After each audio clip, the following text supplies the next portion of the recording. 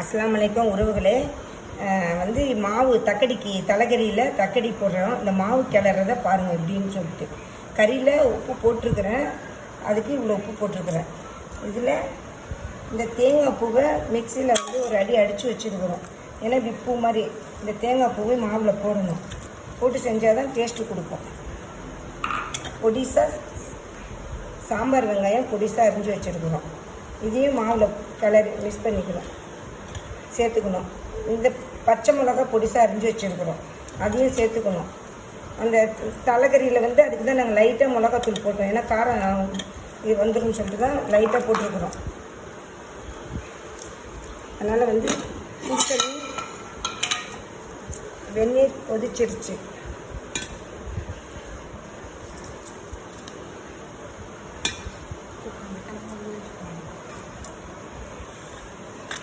மாவு கிண்டுறேன் பாருங்கள். எல்லாத்தையும் சேர்த்தாதான் இந்த கொலக்கட்டை வந்து டேஸ்ட்டு கொடுக்கும். அப்போ தான் நல்லா சாப்பிட்றதுக்கு ஒரு நல்லா இருக்கும்.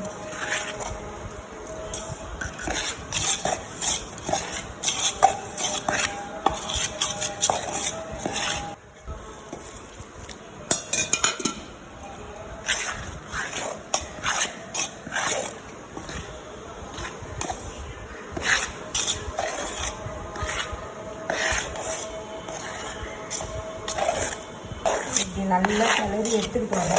இந்த தண்ணியே கரெக்டாக பக்குவம் கரெக்டாக ஆயிடுச்சு. இதில் வந்து இந்த வெங்காயம், இந்த பச்சை மிளகாய், இந்த தேங்காய்லாம் கலந்ததுனால மாவு வந்து டேஸ்ட்டு கொடுக்கும். இந்த வெறும் மாவாக போட்டதுன்னா அந்த கொலக்கட்டை வந்து அவ்வளோ டேஸ்ட்டு கொடுக்காது. எங்கள் அம்மா கல்யாணம் செஞ்சு கொடுத்தாங்க, நாங்கள் சாப்பிட்ருக்கோம். நாங்களும் எங்கள் வீட்டில் எடுத்து தான் செய்வோம். எல்லோரும் வந்து பச்சை மிளகாலாம் வந்து இந்த குழம்புலலாம் பெருசு பெருசாக போட்டால் அது வந்து காரம் குழம்புலாம் ஒரு மாதிரி.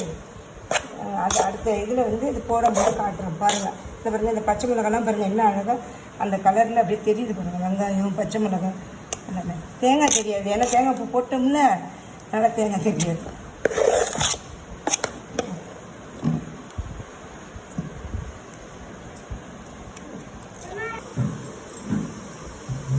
பார்க்கிறத 7 பேர் வைக்கணும். இதுதான் வந்து கொலக்கட்டைன்னு சொல்லுவாங்க, தக்கடி.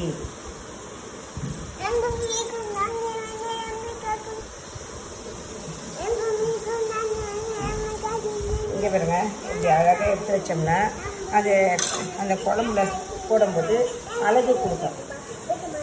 கொலக்கட்டை தக்கடின்னா இதுதான் தக்கடி. இப்படி பிடிக்கணும். அப்போதான் இது பிச்சு கட் பண்ணி சாப்பிடும்போது இந்தமாரி போட்டால் தான் வந்து கட் பண்ணி சாப்பிடும்போது நல்லாயிருக்கும். இந்த சின்ன சின்னது போட்டால் அதெல்லாம் வந்து நல்லா இருக்காது, அது ஒரு மாதிரியாக இருக்கும். இது அது வந்து பால் கொல்லைக்கிட்டுக்கு தான் அதுமாரி செய்வாங்க, சின்ன சின்னதாக போடுவாங்க. நாங்களாம் எங்கள் அம்மாலாம் இப்படி தான் போட்டு எங்களுக்கு செஞ்சு கொடுத்து பழக்கம். நாங்களும் இப்படி தான் போடுவோம். அது உருண்டையாக போடுறது எல்லாமே வந்து பால் கொல்லைக்கட்டைக்கு தான் செய்வோம். அந்தமாரி வரைக்கும் தலைக்கறி வாங்கியிருக்கிறோம். எங்கள் வீட்டில் தக்கடி போட போகிறோம். பாருங்கள், உப்பு போட்டுக்கணும்.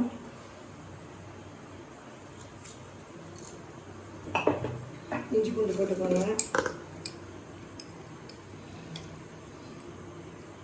இது வந்து குக்கரில் ஒரு விசில் வச்சிட்டோம்னா கொஞ்சம் ஈஸியாக இருக்கும். ஒரு 2 ஸ்பூன் போட்டு 2 கரண்டி போட்டுக்கலாம். அதில்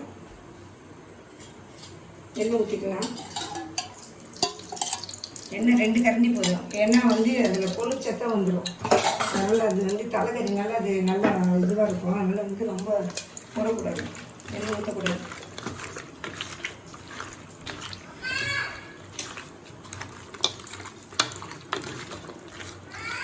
ரெண்டு பட்டை உண்டி போட்டுக்கணும். சாம்பார் வெங்காயம் இது நல்லா எவ்வளோ வேணாலும் போட்டுக்கலாம். நம்ம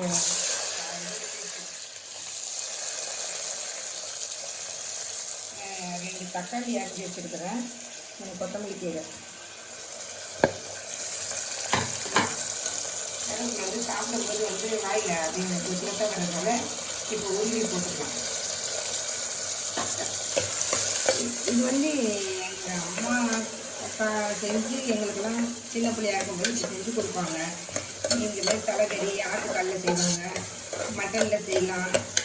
இதெல்லாம் வந்து தலைக்கறிங்க செஞ்சு சாப்பிட்டுருக்காங்க. நீங்கள் எப்படி செய்து பாருங்கள், பார்த்துக்கிட்டு செஞ்சு சாப்பிடுங்க. அடுத்த இது வந்து மாவில் என்னென்ன போடுறோம்னு பார்த்துக்கோங்க. பார்த்து அதுமாரி மாவு செஞ்சு சாப்பிட்டோன்னா அது நல்லா இருக்கும். இதுக்கு வந்து கொஞ்சம் காரம் கம்மியாக தான் வைக்கணும். ஏன்னா இது வந்து ரொம்ப காரமாக வைக்கக்கூடாது. ஏன்னா பசங்கள்லாம் சாப்பிட்றது அந்த கலரே வந்து மஞ்சள் மிட்டாவாக தான் இருக்கணும். அப்படியே கலரை பார்க்கும்போது மஞ்சள் கலரில் இருக்கணும்.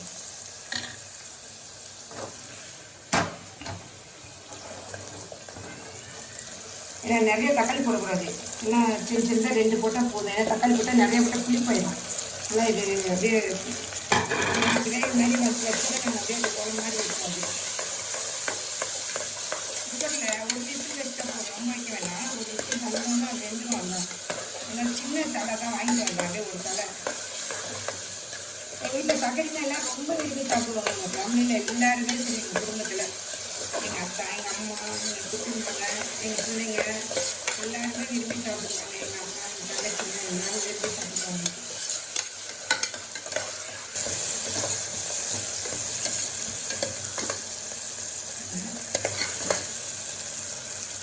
இது சாம்பார் வெங்காயம் நமக்கு நல்லா வாசனையாக இருக்கும். சாம்பார் வெங்காயம் போட்டு செஞ்சால் பெரிய வெங்காயம் போட்டும் செய்யலாம், சாம்பார் வெங்காயம் போட்டு செஞ்சுக்கலாம். உங்களுக்கு எல்லாருக்கும் இது தக்கடி இது பேர் வந்து இதை செஞ்சு சாப்பிட்றது தான் ஒரு தக்கடின்னு பேர். இதை பண்ணால் போட மாட்டேன். ஆவிலே கறியை நல்லா கழுவிட்டேன். மஞ்சள் போட்டு நல்லா அரைச்சிட்டேன்னா இப்போ ஆட்டுடைய தலையில் அவங்களுக்கு அந்த ரத்தம் போச்சு இது வரும்.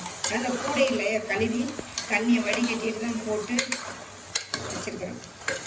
இங்கே பாருங்கள், இப்படி நல்லா வதங்கணும், வதங்கி வரணும். அப்படியே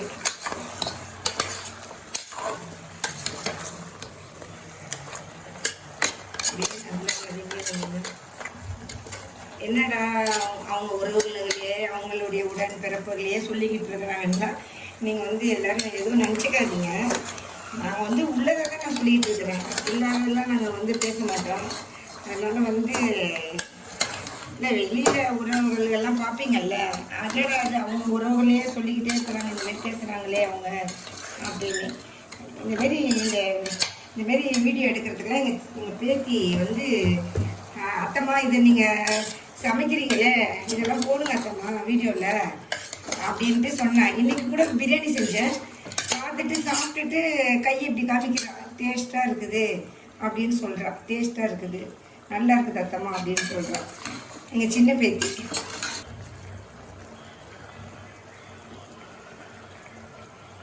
மிளகாத்தூள் வந்து கொஞ்சம் போட்டால் போதும். ஒரு கொஞ்சம் இந்த இவ்வளோ போட்டால் போதும், ஒரு 1/4 ஸ்பூன் போட்டால் போதும்.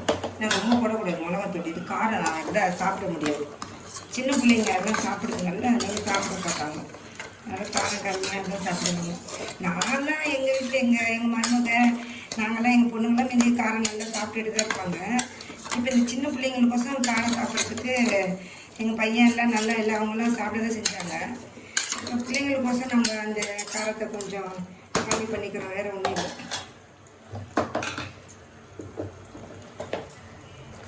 இந்த பாருங்க, இந்த தனியாத்தூள் போடுறேன்.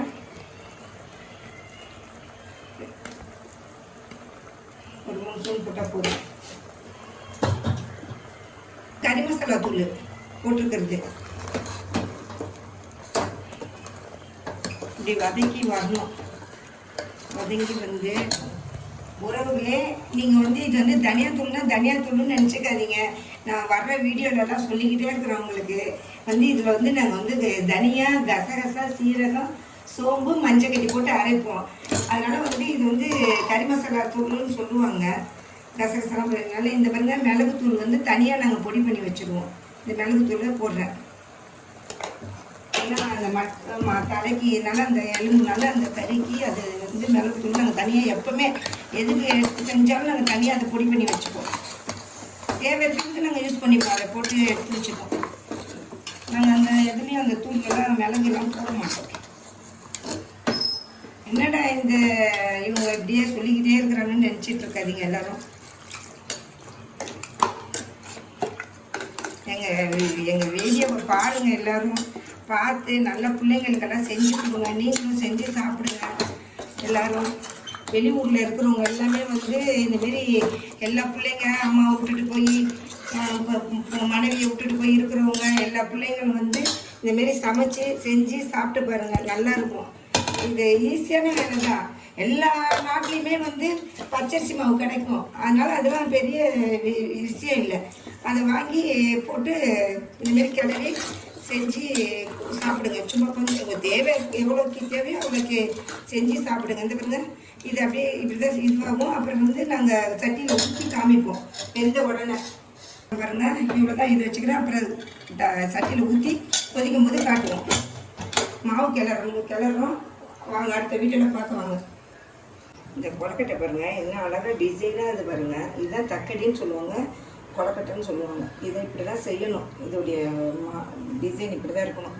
பாருங்கள், எல்லோரும் பாருங்கள் எப்படி இருக்குதுன்னு பாருங்கள்.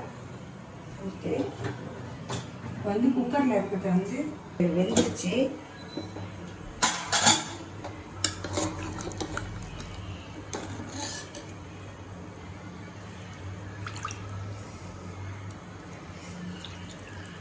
நல்லா வெந்துருச்சு தலைக்கறி. இதுமாரி செஞ்சும் நீங்கள் கறி குழம்பு மாதிரியும் ஊற்றி சாப்பிட்டுக்கலாம். கொத்தமல்லி கீரை போட்டு அப்படியே இறக்கி அப்படியே கறி குழம்பாகவும் நீங்கள் எடுத்து வச்சு சாப்பாட்லேயே ஊற்றி சாப்பிட்டுக்கலாம். நல்லாயிருக்கும். சப்பாத்தி கொஞ்சம் சாப்பிட்டுக்கலாம். எல்லாத்துக்குமே எடுத்து நீங்கள் வந்து அதை சாப்பிட்டுக்கலாம். இப்போ வந்து நான் இந்த டபராவில் ஊற்றுன பாட்டு அதுக்கு தண்ணி சேர்த்துக்கணும்.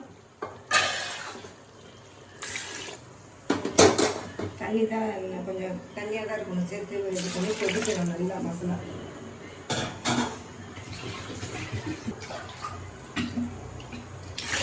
கொதிச்சோன்னா அப்புறம் நாங்கள் தேவையெல்லாம் சட்டியில் ஊற்றிட்டோன்னா இந்த குக்கரில் வந்து சட்டியில் ஊற்றி இந்த மாதிரி தண்ணி ஊற்றி நல்லா கொஞ்சம் தண்ணியாக தான் இருக்கணும். அப்புறம் தேங்காய் மாவு கரைச்சி ஊற்றுவோம். அந்த கொலக்கட்டை போட்ட பிறகு அடுத்த இதில் காட்டுறோம் பாருங்கள். இப்போ தேங்காய் ஊற்ற போகிறோம். இந்த கொதிச்சு நல்ல வாசனை இருக்கும், நல்லா ஸ்மெல்லு. இதனால் அதை பொறுத்ததுனால கொஞ்ச நேரம் அடுப்பில் போட்டேன். இது தேங்காய் ஊற்றுற பாருங்க, நைஸாக அரைச்சி வச்சுருந்தேன். அதை அப்படியே ஊற்றிட்டேன். கொஞ்சம் தண்ணி ஊற்றி அழைச்சிட்டு ஊற்றிருக்கோம். இது வந்து பாலாக ஊற்றுறேன். இது நைஸாக வழுக்க தேங்காய் சின்ன ஒரு முடி தேங்காய். இது அப்படியே இது கொதிக்கிட்டோம். தேங்காய் பால் வந்து இது ஸ்மெல் போடும். கொஞ்சம் அந்த கொதிச்சு வந்து அந்த வாசனை போன பிறகு அந்த மாவை பிடிச்சி வச்ச மாவை அதுக்கப்புறம் அதில் போட்டுக்கலாம். தேங்காய் ஊற்றிட்டு இந்த சலசலன்னு கொதிக்குது. இப்படி கிளறி விட்டுட்டு நல்லா அப்படியே பார்த்துட்டு நான் போடுறேன் பாருங்கள். இது வறுத்த மாவில் இதெல்லாம் போட்டு செஞ்சு எடுத்தது இடியாப்ப மாவு. இந்தமாரி போட்டால் தான் அது தக்கடின்னு சொல்லுவாங்க. அது வந்து வேறு பால் கொலக்கட்டை மாதிரி இருக்கும். அது வந்து செய்கிறது. இது வந்து நாங்கள் எங்கள் ஸ்டைலில் நாங்கள் செய்கிறது தக்கடி. கொதிச்சோம்னா ஒரு நல்ல ஒரு 5 நிமிஷம் வெந்துட்ட உடனே தான் நம்ம வந்து அடுத்த தட்டு போடணும். எடுத்து வச்சுருக்கிறது செஞ்சு வச்சுருக்கிற பொருளை நல்லா சேர்த்துக்கணும்.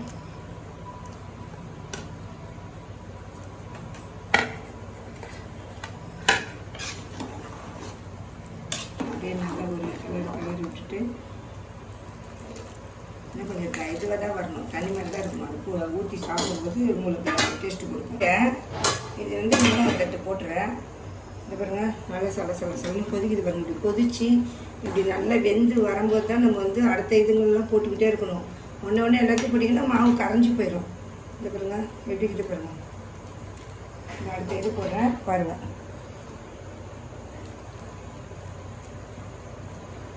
சில தவறுகள்லாம் இருந்தால் அதெல்லாம் மனசை பொருட்படுத்தாதீங்க. எங்கள் சேனலை பாருங்கள், பார்த்து கமெண்ட் பண்ணுங்கள், சப்போர்ட் பண்ணுங்கள் எங்கள் சேனலுக்கு. நாங்கள் எங்கள் வீட்டில் நான் எப்படி பேசி செய்கிறேனோ அதேமாதிரி தான் நான் வந்து போட்டுக்கிட்டுருக்கிறேன். வந்து சில சின்ன ஒரு இந்த கரண்டின்னு சொல்லி எங்கள் வீட்டில் வந்து நாங்கள் சூணுன்னு தான் சொல்லுவோம். அதனால் வந்து சூன் எடுங்கம்மா கரண்டி அப்படின்னு தான் அதில் வந்து ஒரு வார்த்தை வந்துடும். அதெல்லாம் வந்து பொருட்படுத்துக்காதீங்க யாராக இருந்தாலும். அதை வந்து சேனலை பாருங்கள், எங்கள் சேனலை பார்த்து சப்போர்ட் பண்ணுங்கள் எங்களுக்கு. இதுமாரி எத்தனை பேர் செஞ்சு சாப்பிட்டுக்கிறீங்கன்னு எங்கள் கமெண்ட் பண்ணுங்கள். கொதிச்சு வந்துருச்சு. மாதிரி கிளறி எடுத்துக்கிட்டு இந்த கரைச்சி வச்ச மாவு எடுத்து கொஞ்சம் ஊற்றி விட்டுடணும்.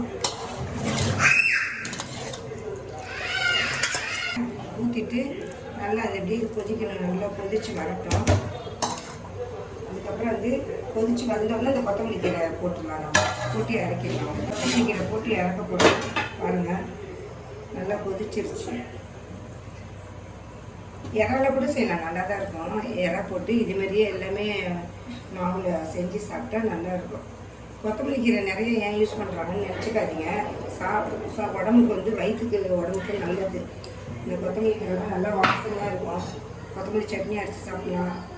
வந்து கொத்தமல்லி கீரைலாம் போட்டு நல்லா டேஸ்ட்டு கொடுக்கும். எந்த ஒரு பொருளையும் கொத்தமல்லி கீரை சேர்த்திங்கன்னா அழகாக இருக்கும். இது நாங்கள் எல்லாம் ரெடி ஆகிடுச்சு.